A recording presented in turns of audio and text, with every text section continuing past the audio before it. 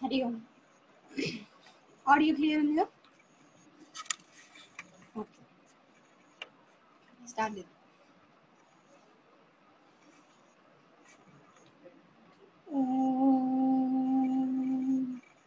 ॐ सहना भवतु सहनौ भुनक्तु सह वीर्यं करवावहै तेजस्विनावधीतमस्तु मा विद्विषावहै. ॐ शान्ति शान्ति शान्तिः. हरि ओम. సో నిన్న కొన్ని పాయింట్స్ చూసాము. ఏదైతే వివాహ బంధం అయితే ఉందో అందరూ చేసుకుంటున్నారు, కానీ ఎవరు నిలబెట్టుకుంటారు అనేది మెయిన్ ఇంపార్టెంట్ పాయింట్ అన్నమాట. సో ఒకసారి ఏమైందట అంటే ఒక భార్య భర్తలు ఉంటారు కదా. సో భర్త వచ్చి భార్యతో అన్నాడంట, ఈరోజు మనం హోటల్కి వెళ్ళి లంచ్ చేద్దాము అని. ఈమెకి డౌట్ వచ్చింది, ఏంటి ఎప్పుడు లేని ఈరోజు హోటల్కి వెళ్దామని అంటున్నాడు, ఇదేంటి కొత్త విషయం అని చెప్పి, అదేంటి ఎందుకు అని అంటే, అదేం లేదు జస్ట్ వెళ్దాం ఊరికి అని అంటే, ఏమైనా స్పెషల్ అంటే అదేం లేదు ఊరికి ఈరోజు బయట తిందాము అని అంటున్నట్టు. ఈమెకి ఎక్కడో డౌట్ వస్తుంది.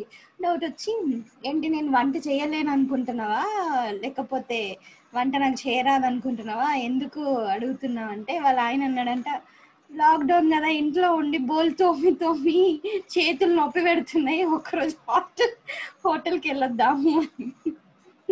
సో ఇట్లాంటిది కాదనమాట మ్యారేజ్ రిలేషన్షిప్స్. సో నాకు నొప్పి లేస్తుంది నీకోసం కాదు, నా ఆనందం కోసం హోటల్కి వెళ్దామంటున్నా అనేది కాదు. సో ఆ రెస్పాన్సిబిలిటీ ఏదైతే ఉందో ఇద్దరు షేర్ చేసుకోవాలి అనే పాయింట్ నిన్న చూసాము. బట్ ఒకసారి మళ్ళీ జస్ట్ రివిజన్ చేద్దాము. సో నిన్న వెడ్డింగ్ సాంగ్ ఏదైతే చూసాం కదా, సో మీకు నేను వాట్సాప్లో పంపించాను, అది కూడా మీరు కావాలంటే ఆడియో కూడా పంపిస్తా. సో మీరు ఎవరికైనా మ్యారేజ్ విషెస్ చెప్పాలి అనుకుంటే అది మంచి విషెస్ చెప్పొచ్చు. దట్ సో పాయింట్ ఏంటి అంటే, మేక్ ఇట్ హ్యాపెన్. ఏదైతే మనకి మ్యారేజ్ వివాహ బంధం ఏర్పడిందో దాన్ని నిలుపుకోవడం అనేది ఇంపార్టెంట్. జనరల్గా అంటుంటారు కదా, marriages are made in heaven అని. అవునా? చూసారా? నేనైతే చూడలేదు. కానీ అది హెవెన్లో జరిగిందో లేదో నాకు తెలియదు, కానీ మనం మాత్రం ఇక్కడ నిలబెట్టుకునేది మన చేతిలోనే ఉంది కదా. సో అదనమాట. సో మేక్ ఇట్ హ్యాపెన్, నిలబెట్టుకోవడం మన చేతిలో ఉంది. దెన్ మేకింగ్ ఇట్ హ్యాపెన్, ఒక మంచి కోరుకోవడం అనమాట. సో ఏమీ ఆశించకుండా ఇతరుల మంచి కోరుకునే మనస్తత్వాన్ని మనం డెవలప్ చేసుకోవడానికి ఈ గృహస్థాశ్రమం అనేది వచ్చింది. ఓకే, సో దాంట్లో హెల్దీ అండ్ వెల్దీ పాయింట్ ఒకసారి చూద్దాము. Simple living, high thinking. So ఈ సింపుల్ లివింగ్, హై థింకింగ్ ఏదైతే ఉందో అది మనం పాటించినాం అనుకోండి, చాలా వరకు వచ్చే డ్యామేజెస్ని మనం ఆబ్స్టకల్స్ని ఆపేయచ్చు. ఇక్కడ సింపుల్ లివింగ్, హై థింకింగ్లో హెల్తీ అండ్ వెల్తీ. వెల్తీ ఎప్పుడు మనం డబ్బు వెల్తీ అని అనుకుంటాం, బట్ ఉత్తమమైన ఆస్తి మంచి గుణాలు అనమాట. అండ్ హెల్దీగా ఉండడం కూడా వెరీ ఇంపార్టెంట్. ఎందుకు సింపుల్ లివింగ్ అంటున్నారంటే, చాలా కంఫర్ట్స్ ఉన్నాయి అనుకోండి, మంచి డబ్బులు ఉన్నాయి, రిచ్ ఫ్యామిలీస్ ఉంటే చాలా కంఫర్ట్స్ ఉంటాయి. చాలా కంఫర్ట్స్ వల్ల ఏం జరుగుతుంది, మనం అన్ని రకాల లగ్జరీ లైఫ్స్కి అలవాటు పడిపోతున్నాం. మంచిదే కదా, దాన్ని బట్టి మెల్లగా ఏమవుతుంది, మన హెల్త్ పాడవుతుంది. సో తెలియకుండానే మనం ఏదైతే రిచ్నెస్ అనుకుంటున్నామో అది మనకి టోటల్గా డ్యామేజ్కి కారణం అవుతుంది. ఇట్లాగా మనకి ఇంటర్న్గా మన హెల్త్ డ్యామేజ్ అయిందనుకోండి, తర్వాత ఇన్ కేస్ మనం సంపాదించింది కూడా అనుభవించడానికి చాయిస్ ఉండదు కదా. ఒక్కొక్కసారి కొందరు ఇంట్లో ఇప్పటికే చూస్తూ ఉన్నాం మనం, ఏంటి వాళ్ళు పొద్దున, మధ్యాహ్నం, రాత్రి 3 పూటలు టాబ్లెట్స్ తింటున్నారు, అప్పుడో ఇప్పుడో మధ్యలో కొంచెం అన్నం తింటున్నారు. అవునా? టాబ్లెట్స్, అన్నానికి ముందు టాబ్లెట్స్, అన్నం తర్వాత టాబ్లెట్స్. ఎందుకు?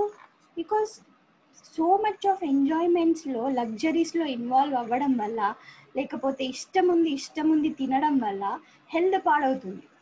ఇష్టం ఉంది చేసుకొని తింటే అతి ఇక్కడ కూడా వదిలేయాలన్నమాట. హెవీగా తినడం, లేకపోతే హెవీగా ఇంకేదో చేయడం, హెవీగా కంఫర్ట్స్కి అలవాటు పడిపోవడం, చూడడం, వినడం, బయట వెళ్ళడం, తిరగడం, ఏదైనా సరే అతి తగ్గించుకోవాలి. సో భౌతికంగా బాహ్యంగా ఏమైతే సుఖాలు అనుభవిస్తున్నారో సో వాటిని ఒక లెవెల్ వరకు ఆపగలగాలి. జస్ట్ నేను చూడడం వినడమే చెప్పిన అది అన్ని ఆర్గన్స్కి అన్ని ఇంద్రియాలకి అప్లై అవుతుంది అనమాట.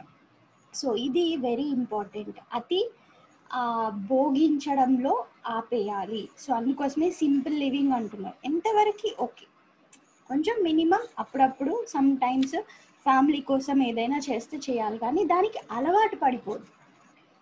ఓకే, డిఫరెన్స్ ఉంది. మరి ఇంత రిచ్ ఉండి సింపుల్గా ఎలా ఉండము అని అంటే అలవాటు పడిపోయే మనస్తత్వాన్ని పెంచినామనుకోండి కష్టం అయిపోతుంది. కొంతమంది పిల్లలు జనరల్గా చిల్డ్రన్ క్యాంప్స్కి వస్తూ ఉంటారు కదా, చిల్డ్రన్ క్యాంప్లో వచ్చినప్పుడు ఇంకా లైక్ పిల్లలందరూ సమానమే మాకు, ఎవరైనా సరే వాళ్ళు ఎవరన్నా కానీ మాకు సమానమే, ఇష్టం ఉంటే ఉండాలి లేకపోతే లేదు. సో లైక్ డైనింగ్ టైంలో అందరూ కింద కూర్చొని తినాలన్నమాట, ఎవ్రీబడి. మేము కూడా అందరం వాళ్ళతోనే కలిసి కూర్చొని తింటూ ఉంటాం. కొంతమంది పేరెంట్స్ వచ్చి మా పిల్లలకి కింద కూర్చోరాదండి, ఎందుకండి అని అంటే కింద కూర్చొని వంగి తినరాదు, ఎందుకంటే మధ్యలో ఒక 2 కిలోమీటర్ల పొట్ట అడ్డం వస్తుంది, ఇంకెక్కడ వంగుతారు. సో వంగరాదు తినరాదు, ప్లేట్ ఎత్తి వాడు ఇట్లా ఇట్లా. సో ప్రాబ్లం ఎలా అయిపోతుంది చూడండి. సో కాబట్టి మాతాజీ మీరు వేరే ఏమైనా అరేంజ్ చేస్తారా, పిల్లలకి కాళ్ళు నొస్తున్నాయంట, ఫోల్డెడ్ లెగ్స్ తోటి కూర్చోవడం కష్టం అవుతుంది ఈ మధ్య పిల్లలకి, బికాస్ టీవీ ఉంది, ఆరాం చైర్ ఉంది, కూర్చుంటున్నారు. స్కూల్లో కూడా అన్ని చైర్స్ ఉంటున్నాయి, కింద కూర్చొని కాలు ఫోల్డెడ్గా హాఫ్ అన్ అవర్ కంటే ఎక్కువ కూర్చుంటే ఎంత కష్టం వాళ్ళకి, అది ఒక పెద్ద టాస్క్ అనమాట. నెక్స్ట్ వచ్చే టాస్క్లలో అది ఒకటి ఇవ్వాలి, అంత కష్టం అవుతుంది. దాన్ని ఇంకా పేరెంట్స్ సపోర్ట్ చేయడం, మీరు ఏమైనా అరేంజ్ చేస్తారా, మేము చెయ్యమండి, తీసుకెళ్ళండి మీ పిల్లల్ని కావాలనుకో కదా. సో కంఫర్ట్స్కి అలవాటు చేస్తే బాడీయే మన కంట్రోల్లో ఉండదు. ఇది జస్ట్ పిల్లల ఎగ్జాంపుల్ కూడా చెప్పిన, అట్లా కూడా వాళ్ళని ప్యాంపరింగ్ చేయొద్దు, సేమ్ మనకి కూడా అంతే అనమాట. సో ఏదైతే మనకి అవకాశాలు ఉన్నాయో, అవకాశాలు ఎన్నెన్ని ఉండని, బట్ మనకి ఏది అవసరమో అంతవరకే టచ్ చేయగలగాలి, అది సింపుల్ లివింగ్. నేను హై థింకింగ్ అంటే ఎక్కడ మనం ఆలోచించే విధానం ఉందో అక్కడ కాంప్రమైజ్ అవ్వద్దు. చాలాసార్లు ఏమవుతుందంటే చేసే పనులలో మనకి ఇష్టం ఉన్నట్టు చేసుకుంటాం, ఆలోచన విధానంకి వచ్చేసరికి కొంతమంది ఎక్కువ ఆలోచించారు, వాళ్ళకి ఆలోచిస్తే స్ట్రెస్ అయిపోతుంది. మనకి ఇప్పుడు సపోజ్ ఎలా అంటే ఎందుకు ఆల్రెడీ డబ్బులు ఉన్నాయి కదా, డబ్బులు పెట్టి కొంటే వచ్చేస్తుంది అంతే, వాళ్ళకి ఆలోచించడానికి వేరే వాళ్ళు ఉండాలన్నమాట, వేరే ఒక గ్రూప్ ఉండాలి, వాళ్ళకి హెల్ప్ చేస్తే మనకి డబ్బు ఉంది మనం ఇచ్చేస్తాం అయిపోతుంది. సో ప్రతిదీ పేరెంట్స్ ఇట్లాగా నేర్చుకొని చేస్తున్నారనుకోండి, అదే పిల్లల మీద పడుతుంది. సో మన క్లాసెస్లో కపుల్స్ ఎట్లా ఉండాలి, దాంతోపాటు వీళ్ళ ఇంపాక్ట్ పిల్లల మీద ఎట్లా పడుతుంది అనేది కూడా ఇంపార్టెంట్. సో పేరెంట్స్ ఎట్లయితే కన్వీనియన్స్కి కంఫర్ట్స్కి అలవాటు పడిపోయినారు, వద్దు నాన్న నువ్వు ఇది చెయ్యకు నాన్న, పోనీ బురదలో ఆడని పడని కింద పడని దెబ్బలు తాకించుకొని, మట్టి మంచిదే, ఇది మట్టి అది మట్టి, ఓ లేదండి కింద కూర్చోరు, డస్ట్ ఎలర్జీ, ఈ ఎలర్జీ ఆ ఎలర్జీ ఆపేస్తుంటే ఆఖరికి వాడికి నెక్స్ట్ గాలి కూడా లోపలికి వెళ్ళి బయటికి రావడానికి ప్రాబ్లం అవుతుంది.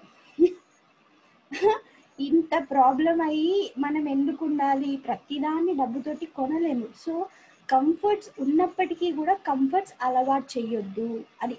సో ఎక్కడ వరకు వాడుకోవాలి, దాని మీద డిపెండెన్సీని ఎక్కడ ఆపేయాలి అనేది మనకు తెలియాలన్నమాట. సో సింపుల్ లివింగ్ హై థింకింగ్లో మనం ఫస్ట్ అలవాటు చేసుకోవాలి. పేరెంట్స్ కొంతమంది ఇది నీకు, ఇది నువ్వు చెయ్యనంటే నువ్వు మాత్రం మంచిగా కూర్చుంటావు, నాకు మాత్రం పెట్టవా అని అంటుంటారు. సో మనం డిసైడ్ చేసుకోవాలి, 1 వీక్లో 2 days మనం అట్లా బ్రేక్ తీసుకుంటున్నామా, సింప్లిసిటీ లైఫ్ ఎట్లా ఉంటుంది వాడుకోవట్లేదు, ఒకరోజు చల్లీలతో స్నానం చేయండి, బాడీకి తెలుస్తుంది, లేకపోతే ఏమవుతుంది రేపు ఏదైనా బయట సిచ్యువేషన్స్కి వెళ్ళినప్పుడు ఫస్ట్ ఆఫ్ ఆల్ మైండ్ విషయం పక్కన పెట్టుకోండి, బాడీ ఇమీడియట్గా రియాక్ట్ అవుతుంది అనమాట. వాళ్ళకి ఏదో ఎలర్జీస్ రావడం, ఫుడ్ పాయిజన్ అవ్వడం, ఇదే హాస్టల్స్కి పంపిస్తే ఇండైజెషన్ ఇవన్నీ రావడం ఎందుకు, ఇదంతా వాళ్ళు ఏదైతే ముందు ఫీడ్ చేస్తున్నారో అదే కంటిన్యూ అవుతుంది. కొంతమంది చూడండి వాళ్ళ ఏజ్కి వాళ్ళ వయస్సుకి మించి ఆకారం పెరిగిపోతుంది కష్టపడలైతే. సో అది ముందు నుంచే ఉండగలగాలన్నమాట, ప్రతి దాంట్లో ఏది ఎంత లిమిట్ అనేది చెప్పగలుగుతూ ఉండాలి. అండ్ డైలీ షెడ్యూల్ ఏముంది, ఎట్లా పాటించాలి, ఫిజికల్ హెల్త్ చూసుకోవాలి అండ్ ఎమోషనల్ హెల్త్ కూడా చూసుకోగలగాలి. ఇది వెరీ ఇంపార్టెంట్. అండ్ ఇంట్లో ఎవరైతే లేడీస్ ఉన్నారో లేకపోతే పేరెంట్స్ ఉన్నారో వాళ్ళు కూడా ఫిజికల్ హెల్త్ చూసుకోలేదనుకోండి, ఎంత సంపాదించినా కూడా, ఎంత ఆలోచన ఉన్నా ఫిజికల్గా హెల్దీగా లేకపోయేసరికి ఆ స్ట్రెస్ బయటికి వచ్చేస్తుంది. మన ఫ్యామిలీ కోసమే మనం టైం కేటాయించకపోతే, టయర్డ్ అయిపోయినా ఈరోజు నాకు హెడేక్ ఉంది, బ్యాక్ పెయిన్ ఉంది, ఇంకా నేను పడుకుంటా అనుకుంటే అస్సలు మాట్లాడుకుందాం అనుకునే టైంలో మిస్ అయిపోతుంటాం. ప్రతిరోజు ఇట్లానే. సో దేనికి ఇంపార్టెన్స్ ఎంత ఇవ్వాలి అనేది ఆలోచించడమే సింపుల్ లివింగ్, హై థింకింగ్ కదా. కొన్నిసార్లు పోస్ట్పోన్ అనమాట. ఓకే నెక్స్ట్ ఫెస్టివల్ వస్తుంది కదా అప్పుడు మాట్లాడుకుంటాం. అప్పుడే ఎవరు నమ్ముతారు? అప్పటి వరకు అందరం ఉంటామా? ఎవరికి తెలుసు ఎప్పుడేం జరుగుతుందో. సో ఏ రోజుది ఆ రోజుకే ఫ్రెష్ క్లీన్ చిట్ చేసేసుకోవాలన్నమాట.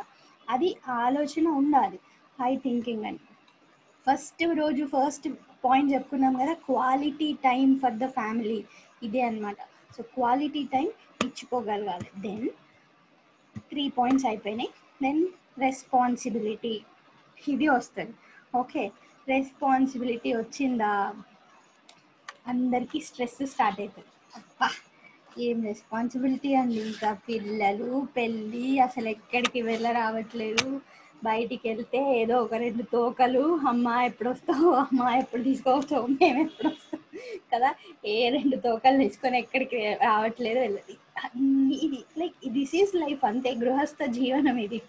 సో చిన్నగా ఉన్నప్పుడు చూసుకోవాలి, పెద్దగా అయిన తర్వాత వాళ్ళు ఎటా ఆలోచిస్తున్నారో చూసుకోవాలి, ఆ తర్వాత వాళ్ళు వాళ్ళ పిల్లల్ని కరెక్ట్గా లేరా ఉన్నారా చూసుకోవాలి. ఇదంతే గృహస్థ జీవనం. బికాజ్ వివాహం అనే ఒక పదాన్ని మనం తీసుకుంటే వహ్ అనే ధాతువు నుండి వస్తుంది అనమాట. వహ్ అంటే మోయడం, క్యారీ. వాహనం అనే పదం ఉందా? వాహనం అంటే ఏంటి?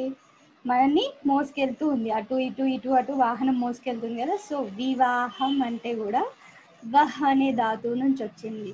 సో మనకి రెస్పాన్సిబిలిటీస్ని ఇచ్చేదే వివాహం.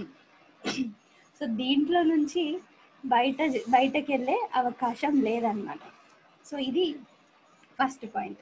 సో ఇప్పుడు గృహస్థ జీవనం అనుకున్నాం కదా. గృహస్థ అంటే, గృహం అంటే ఇల్లు, స్థ అంటే నిలిచి ఉండడం, ఒక ప్లేస్లో ఒక స్థానంలో ఉండడం. సో ఈ గృహస్థాశ్రమం అనే పేరే ఎట్లా వచ్చింది అని అంటే, ఈ భార్యాభర్తల వివాహ జీవితంలో ఉన్న వాళ్ళు ఎవరైతే ఉన్నారో వాళ్ళు ఇంట్లో ఉంటారు. ఇల్లు, గృహం అనే ఒక ప్లేస్లో ఉంటారనమాట. సో మిగతా ఆశ్రమాలు చూసుకుంటే, బ్రహ్మచర్య ఆశ్రమం చూసుకుంటే వాళ్ళు చదువుకుంటూ ఉంటారు. సో వాళ్ళు కూడా అయితే గురుకులంలో ఉంటారు, ఆశ్రమంలో ఉంటారు, లర్నింగ్ ప్లేసెస్లో ఉంటారు. సన్యాసాశ్రమం చూసుకుంటే అందరూ అన్నీ వదిలేసిన వాళ్ళు. సో ఆశ్రమాలు, లేకపోతే అడవి, లేకపోతే తపస్సు చేసుకునే స్థలాలు. వానప్రస్థాశ్రమం చూసుకుంటే వనానికి వెళ్ళిపోవడం, సమ్ అదర్ వేరే ప్లేస్లో ఎక్కడైతే మన సాధన ఎక్కువ జరుగుతుంది అనుకుంటున్నారో అక్కడికి వెళ్ళడం. ఓన్లీ గృహస్థులు మాత్రమే ఇంట్లో ఉండి మిగతా ఆశ్రమాలందరినీ కూడా చూసుకునే బాధ్యత ఉంది. సో ఈ బాధ్యత ఉన్న వ్యవస్థ కాబట్టి గృహస్థ ఆశ్రమం అండ్ వివాహ బంధం అని అంటున్నాం.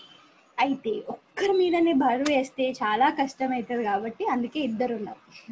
సో ఇద్దరున్నా కూడా ఇద్దరిలాగా కాకుండా ఒక్కరిలాగా అయ్యి వ్యవహరించడమే ఇది హ్యాపీ లైఫ్ అన్నమాట. అయితే సో ఇక్కడ రెస్పాన్సిబిలిటీలో ముందుకు వెళ్ళేటప్పుడు సో అందరం ఇంట్రెస్టింగ్గా ఉన్నారనుకుంటా. లైక్ ఏంటి secret of happy married life ఏంటి అని తెలుసుకోవాలని అనిపిస్తుంది కదా. అసలు ఏం తెలుసుకుంటే, ఏ రిలేషన్షిప్స్ గురించి ఏం తెలుసుకుంటే ఇక అమ్మాయి అయిపోయింది, ఇక హ్యాపీగా ఉండొచ్చు అని అనిపిస్తుంది. సో నా క్వశ్చన్ మీ అందరికీ ఏంటి అంటే, ఎవరైనా సరే అన్మ్యూట్ చేసుకొని చెప్పొచ్చు, మీ ఉద్దేశంలో ఏంటి ఆ సీక్రెట్ ఏమై ఉంటుంది మీరు చెప్పచ్చు. 1 minute టైం ఇస్తా, ఎవరైనా చెప్పాలనుకుంటే అన్మ్యూట్ చేసుకొని మీ సైడ్ అన్మ్యూట్ బటన్ చేసుకొని చెప్పచ్చు. మీ సైడ్ మీ హ్యాపీ మ్యారీడ్ లైఫ్కి సీక్రెట్ ఏంటి?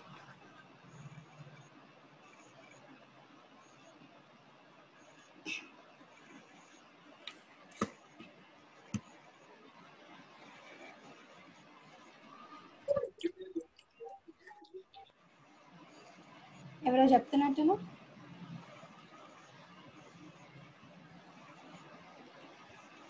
పద్మ గారా?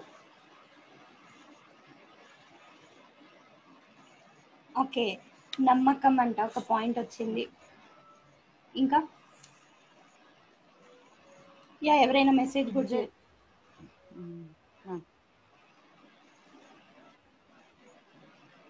యాక్చువల్గా మ్యామ్, హరి ఓం మ్యామ్. నాకు తెలుసు అంటే నేను ఇంకా అంత లైఫ్ ఏం చూడలేదు, జస్ట్ 10 years. ఇప్పుడు మట్టుకు మాత్రం నేను చెప్పుకోగలుగుతున్నాను, మేమిద్దరం హ్యాపీగా ఉంటున్నాము అంటే ఇద్దరు ఫీలింగ్స్ సపరేట్ గా ఉన్నా తన చాయిస్ వేరే ఉంటుంది, నా చాయిస్ వేరే ఉంటుంది. బట్ మళ్ళీ వచ్చేసరికి ఏదైనా కాంప్రమైజ్ అయిపోతాం అనమాట. అంటే కాంప్రమైజ్ ఇన్ ద సెన్స్ ఒకటే దారిలో వెళ్ళిపోతాం, అదే చేయాలి ఇదే చేయాలని ఏమి ఉండదు. ఓకే, తనైనా కాంప్రమైజ్ అవుతాడు, లేకపోతే నేనైనా అలా కాంప్రమైజ్ అవుతాం. లాస్ట్కి వచ్చేసరికి చాయిస్ అనేది ఇద్దరం కంఫర్ట్ గా ఫిక్స్ చేస్తాం అనమాట. ఇంకా అట్లాంటివి ఏమి బెనిఫిట్ ఉండవు అయ్యే ఫ్యాక్టర్, మ్యామ్. ఇద్దరికి బెనిఫిట్ అయ్యే ఫ్యాక్టర్ డిసైడ్ చేస్తారు. ఆ బెనిఫిట్ అయ్యేది అండ్ ఇంకా దాని గురించి మళ్ళీ డిస్కషన్ ఉండదు అనమాట, ఇంకా ముందుకు వెళ్ళిపోతాం అనమాట. అట్లాంటిది అందరము ఇద్దరం ఆలోచించుకొని చేస్తాం. Very nice. ఓకే, యా నమ్మకం, మ్యూచువల్ అండర్స్టాండింగ్, ఏజ్ గ్యాప్ ఉండాలి. ఏజ్ గ్యాప్ ఉండాలి, సేమ్ ఏజ్ ఉండదు. యా ఈ మధ్యలో చాలా ఇష్యూస్ అవుతున్నాయి కదా, సేమ్ ఏజ్ ఉన్నా కూడా, ఒకరు పెద్ద ఒకరు చిన్న ఉన్నా కూడా టూ మచ్ ఆఫ్ యూనో నాకు తెలీదా, నేను కూడా చూసిన కదా, నాకు తెలియని విషయమా. యా జో ఇద్దరు వర్కింగ్ ఫీల్డ్లో ఉన్నా కూడా డిఫరెంట్ థింగ్స్ వస్తున్నాయి. యా సేమ్ ఏజ్ గ్యాప్ ఇట్లా చెప్పుకుంటే వెళ్తే చాలా చాలా పాయింట్స్ వస్తూనే ఉంటాయి కదా. సీక్రెట్ ఏంటండి అంటే అందరికీ తెలుసు కానీ తెలియదు, ఎందుకంటే అందరు సీక్రెట్ ఉంచుకుంటున్నారు కదా. సీక్రెట్ ఏంటి అనేది సీక్రెట్ లా పెట్టిన తర్వాత ఇంకా వేరే వాళ్ళకి ఎలా తెలుస్తుంది. సో యాక్చువల్గా మన అందరికీ తెలుసు, కానీ పాటించేటప్పుడు అటు ఇటు అవుతుంటే అది అట్లాగా ఎగిరిపోతుంది అనమాట. సో ఒక పాయింట్ ఏ రిలేషన్షిప్లో అయినా సరే గుర్తుంచుకోండి, especially like wife and husband మధ్యలో అన్నెసెసరీ ప్రాబ్లమ్స్ రాకుండా హ్యాపీగా ఉండాలి అంటే first point love and respect ఉండాలి. అండర్స్టాండింగ్ ఇవన్నీ దాంట్లోనే వస్తాయి, అండర్స్టాండింగ్, ట్రస్ట్, ఈ డిఫరెన్సెస్ ఏదైనా సరే లవ్ అండ్ రెస్పెక్ట్ ఉండాలి, ప్రేమ ఉండాలి అండ్ గౌరవించాలి. ఇద్దరిని భార్య కదా భర్తను గౌరవించాలి. నువ్వు ఎవరు చెప్పారు, భర్త కూడా భార్యను గౌరవించాలి. ఎందుకు గౌరవించాలి, చిన్నది కదా, భార్య కదా, లేడీ కదా, అలా కాదు. ప్రతి ఒక్కరికి ఒక విలువ అనేది ఉంటుంది. ఏదైనా సరే వస్తువులకి అంత విలువ ఉన్నప్పుడు మనుషులకి ఎంత విలువ ఉంటుంది. సో వాళ్ళు చేసినట్టు వీళ్ళు చేయకపోవచ్చు, వీళ్ళు చేసినట్టు వాళ్ళు చేయకపోవచ్చు. ప్రతి ఒక్క క్యారెక్టర్కి ఒక ఇంపార్టెన్స్ అనేది ఉంటుంది, ఆ ఇంపార్టెన్స్కి గౌరవించాలి. అండ్ గౌరవిస్తూనే ఉన్నారనుకోండి, సో రెండు ఉండాలన్నమాట, ప్రేమ ఉండాలి, గౌరవం ఉండాలి. కొన్నిసార్లు ఏమవుతుందంటే గౌరవం మాత్రమే ఉంటుంది, సో భయంగా బతుకుతుంటారు. ఐదర్ పర్సన్ నా డిసిషన్ చెప్తే ఏమనుకుంటారో, అయినా చెప్తే ఆరోగెంట్ అనుకుంటారో, ఈగో అనుకుంటారో, నేను మధ్యలో దూరితే నువ్వెందుకు దూరుతావు, ఇది ఓన్లీ భయం అన్నమాట. గౌరవం ఉంది కాబట్టి భయం వల్ల జరుగుతుంటాయి. ప్రేమ కూడా ఉందనుకోండి, మనం ఓపెన్గా మాట్లాడే కాన్ఫిడెన్స్ వస్తుంది. ఇద్దరి సైడ్ నుంచి కూడా పాయింట్స్ ఇవి. లవ్ అండ్ రెస్పెక్ట్ ఉంటే కంప్లీట్ అండర్స్టాండింగ్ వస్తుంది. సో ప్రేమ ఉండాలి అంటే దానికి స్టెప్ లవ్, దానికి స్టెప్ అండర్స్టాండింగ్. ఎవరిని కూడా ఫస్ట్ పాయింట్ కంప్లీట్గా మనం అర్థం చేసుకోలేము. సపోజ్ 20 yearsకే పెళ్లి చేసారు, 30 yearsకి అర్థమవుతారా? No way. ఇందాక తను అన్నట్టు నాకు అంత ఎక్స్పీరియన్స్ లేదు అని అంటే, ఎక్స్పీరియన్స్ అనేది ఎన్ని రోజులకైనా కొత్తగానే ఉంటుంది కదా. 30 yearsకి పెళ్లి చేసుకున్నారు, 40 yearsకి అర్థమవుతుందా? అలా అర్థమైన వాళ్ళు ఉంటే బాగానే ఉంది కదా, లేదు కదా. ఓ నువ్వు చిన్నప్పుడే చేసుకున్నావు కదా, నీకు 10 years నువ్వు, ఎందుకంటే మనం లైక్ మీరు మీ పేరెంట్స్ని చూస్తూ ఉండొచ్చు, వాళ్ళు వాళ్ళ పేరెంట్స్ని చూస్తూ ఉండొచ్చు. ఆ ఏజ్లో కూడా ఇంకా ఏదో అండర్స్టాండింగ్ లోపం వల్లనే తిరుగుతూ ఉన్నారు కదా. కొంతమంది అసలు మేము అందుకే చేసుకోమండి అని అంటుంటారు, కొంతమంది చేసుకున్నా కూడా అండర్స్టాండింగ్ ఉండదు, కొంతమంది అండర్స్టాండింగ్ ఉంది కాబట్టి చేసుకున్నామని అనుకుంటారు కానీ చేసుకున్న తర్వాత ఉండదు. అమ్మా నీ రియాలిటీ ఇప్పుడు బయటపడింది అని అంటుంటారు కదా. సో ఇది గుర్తుంచుకోవాలి ఏంటి అంటే ఎవరు కూడా ఇంకొకరిని 100% అర్థం చేసుకోలేరు. That's it.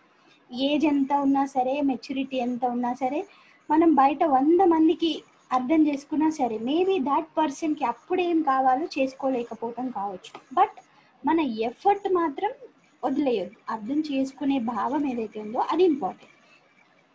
ఎందుకు అంటే ఎందుకు అంటున్నారు, ఎందుకు అర్థం చేసుకోలేరండి అని అంటే మనస్సుని కదా మనం అర్థం చేసుకునేది, ఎదుటి వాళ్ళ మనస్సుని. అయితే ప్రకృతి సహజంగా మనస్సు మారిపోతూనే ఉంటుంది. నదిలో ప్రవాహంలో నీళ్ళు ఎట్లయితే పోతున్నాయో ఒక నిమిషంలో చూసిన నీళ్లు మరో నిమిషంలో ఉండవు, అవి కరిగి వెళ్ళిపోయినాయి కదా. ఈరోజు మనం అర్థం చేసుకున్న మనిషి రేపు వేరేలాగా అయిపోతాడు. మనం మళ్ళీ కొత్తగా స్టార్ట్ చేయాలి, మళ్ళీ వేరేలాగా అయిపోతుంది, మళ్ళీ కొత్త. వాళ్ళు మారిపోతూ ఉంటారు అండ్ మన అర్థం చేసుకునే మనం కూడా మారిపోతూ ఉంటాం. సో అర్థం చేసుకోవాలి అనేది 100% ఫుల్ఫిల్ చేయలేం కావచ్చు. బట్ ప్రేమ ఉన్నదనుకోండి, అర్థం అవ్వకపోయినా సరే ప్రేమిస్తాం. అర్థం అవ్వాల్సిన అవసరం లేదు. ఓ మనకి యూనో డాక్టర్ గురించి అంత అర్థమయ్యి ఎంబీబీఎస్ సబ్జెక్ట్స్ అన్నీ చదివి మొత్తం ఎంబీబీఎస్ రాసి దాంట్లో పిహెచ్డి లేచిన తర్వాతనే ట్యాబ్లెట్ వేసుకుంటున్నామా? నమ్మకం ఉంది ట్యాబ్లెట్ వేసుకుంటే నాకు రోగం పోతుంది, దట్స్ ఇట్. అందుకని చెప్పి అందరం అందులోకి దూరి ఎంబీబీఎస్ చేయాల్సిన అవసరం లేదు కదా. సో సంసారాన్ని మొత్తం నేను అర్థం చేసుకుంటాను, అందరిని అర్థం చేసుకున్నాకనే నాకు నువ్వు అర్థమైతలేవు కాబట్టి నేను చెయ్యను అని అంటే ఏమో ఒక్కొక్కసారి అర్థం అవ్వలేరు కావచ్చు. ప్రేమ ఉంటే మిగతా అన్ని బ్యాకప్ అవుతాయి. సో ప్రేమ అనేది ఉందనుకోండి, మిగతా అన్ని కంటిన్యూస్ అవుతుంటాయి. అయితే ఒకసారి ప్రేమ మాత్రమే ఉందనుకోండి, గౌరవం లేదనుకోండి, విలువ చూపెట్టలేమన్నమాట.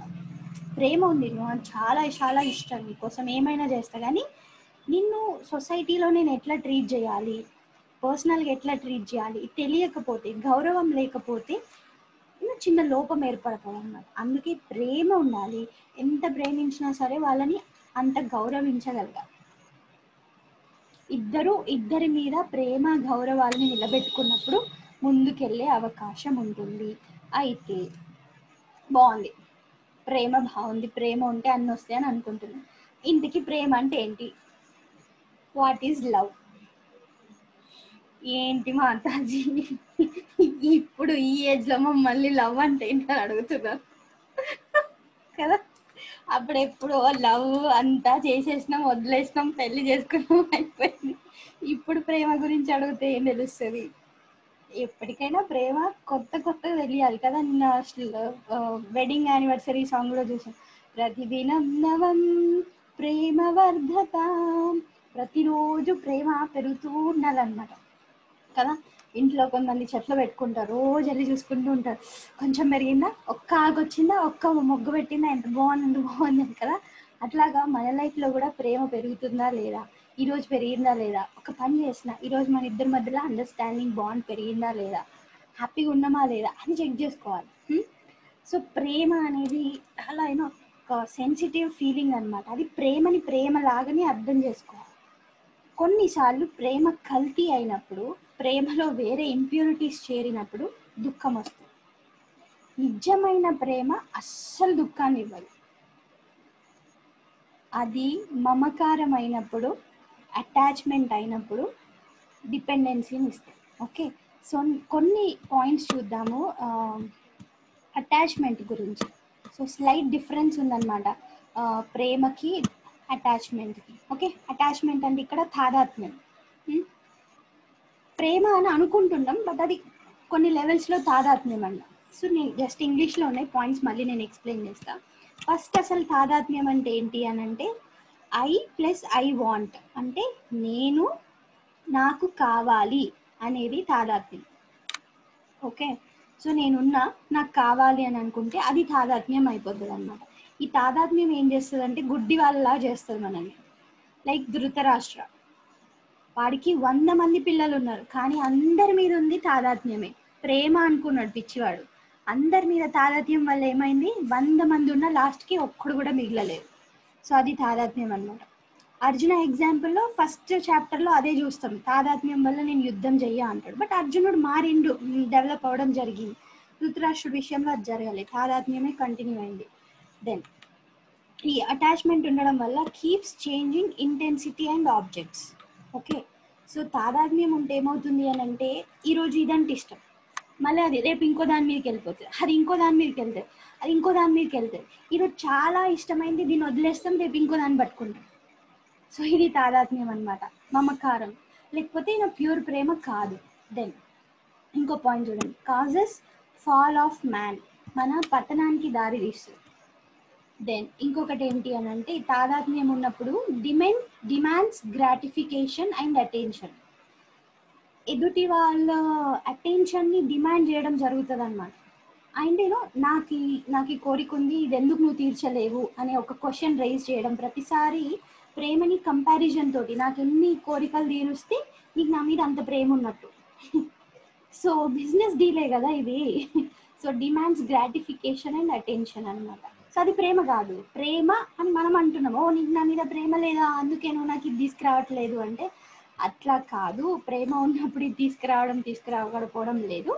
బట్ ఈ మన ప్యూర్ ప్రేమని వస్తువుల మీద ఆర్ మన కోరికల మీద పెట్టి మెజర్ చేసుకుంటున్నాం, అది కరెక్ట్ కాదు.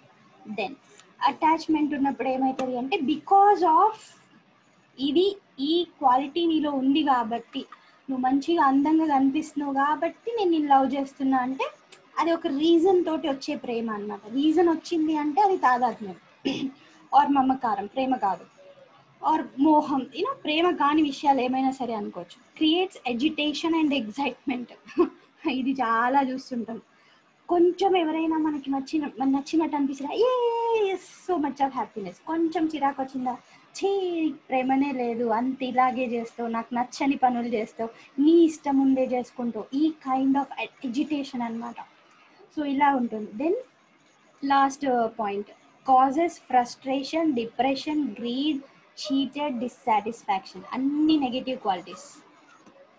సో బాధపడుతున్నాము అని అనుకుంటాం కదా, దుఃఖం వస్తుంది, లేకపోతే సంహౌ ఏదో ఒక విషయంలో ఆగిపోతున్నా, సంతోషం లేదు, తృప్తి లేదు, ఇట్లాంటి ఏమేమైతే అన్నీ వస్తున్నాయో అవి ఎందుకు వస్తున్నాయి అని అంటే, మన ప్రేమలో ఎక్కడో ఒక దగ్గర కల్తీ ఉండడం జరిగింది. కల్తీ అంటే ఏంటి అని అంటే, అది ప్రేమ అని భ్రమపడుతున్నాం కానీ రియాలిటీకి అది ఏదో ఒక రకమైన మమకారం.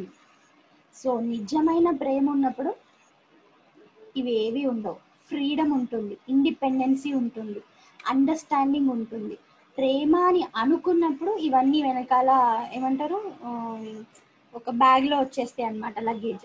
ఒకసారి స్వామి వివేకానంద ఒక చెప్పారనమాట, ఒక ఎగ్జాంపుల్. హ్యాండ్లో వాటర్ పోసుకొని, లైక్ ఇలా పోసుకుంటే ఎంతసేపు మనం హ్యాండ్ ఇట్లా ఓపెన్గా పెడతామో అంతసేపు వాటర్ ఆగుతాయి కదా.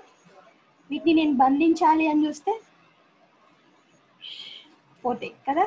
సో నిజమైన ప్రేమ ఫ్రీడమ్ ఇవ్వాలి. నేను ఏదో ఆపాలి, కట్టేయాలి, పట్టేయాలి, నాకే కావాలి అని చూసుకుంటే తెలియకుండానే నీళ్ళు ఎట్లా కారిపోయినాయో మన ప్రేమ, మన బాండేజ్, మన రిలేషన్షిప్ కూడా అట్లా చేజారిపోతుంది.